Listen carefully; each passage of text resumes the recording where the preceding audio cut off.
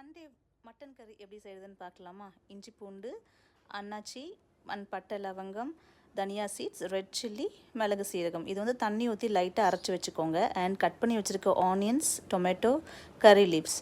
அதுக்கப்புறமேட்டு சுத்தம் பண்ணி வச்சுருக்கிற மட்டன் கொழுப்பு கறி. இது நமக்கு எல்லா மட்டன் கடைகள்லையும் கிடைக்கிது. கடாயை வச்சுட்டு எண்ணெய் ஊற்றி எண்ணெய் காஞ்சதும் கட் பண்ணி வச்சுருக்கிற ஆனியன்ஸை மட்டும் போட்டு நல்லா வதக்கிட்டு அதுக்கப்புறமேட்டு கருவேப்பிலை அண்ட் அரைச்சி வச்சுருக்க அந்த பேஸ்ட்டை நல்லா போட்டுட்டு பச்சை வாசம் போகிற வரைக்கும் வதக்கி விட்டுட்டு கொஞ்சோண்டு தண்ணி விட்டு சால்ட்டு, தக்காளி, அப்புறம் அந்த கொழுப்பு, இந்த கறி இதை போட்டுட்டு நல்லா வேக வச்சு இறக்கினோன்னா ஜம்முன்னு சூப்பரான மட்டன் கொழுப்பு கறி சூப்பராக ரெடி ஆகிடுங்க. கிரேவி இது வந்து சப்பாத்திக்கு, ரைஸு, குழம்பு சாதம், தோசை, இட்லி வச்சு ஃபுல் டைம் 3 டைம்ஸ் கூட சாப்பிட்லாங்க. இன்றைக்கி நான் அப்படி தான் சாப்பிட்டேன். பாருங்கள் எவ்வளோ சூப்பராக எண்ணெய் பிரிஞ்சு வந்திருக்கு. அண்ட் ரொம்ப குறைவான எண்ணெய் ஊற்றினா போதும். ஏன்னா இந்த மட்டன் கொழுப்புலேருந்து நிறைய எண்ணெய் பிரியும்.